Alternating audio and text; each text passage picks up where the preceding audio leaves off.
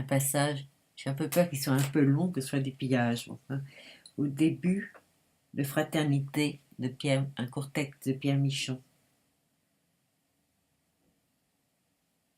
Dans les velours de la tribune, sous les tricornes à la nation, plumes, poudre, linge, cravate, ça ne se voyait pas. Et d'ailleurs, qu'est-ce qui se voyait à cette époque dans le triple collet qui leur montait jusqu'aux yeux?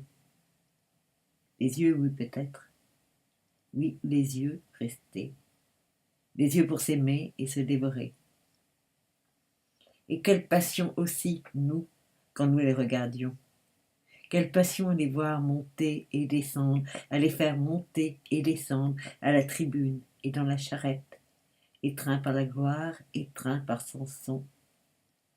Ah, que de regards, de passion ils eurent tous en partage, que d'amour même, et surtout quand ils avaient déjà la tête dans la petite lucarne du Styx, quand Samson s'activant regardait on ne sait quel point à l'horizon, quand Santerre faisait donner les tambours, quand nos cœurs à nous battaient plus haut que les tambours de Santerre, et alors on ne savait pas si c'était le grand couteau qui glissait, si c'était un effet des tambours, si c'était comme le point final de la dernière phrase hurlée hier à la tribune, ou si c'était tout cet amour dans nos poings tendus, nos cris haineux, nos cœurs battants, si c'était d'amour que leur tête enfin se défaisait sans bavure du collet superflu de leur corps, jaillissait, les délivrait, car la mort les aimait elle aussi.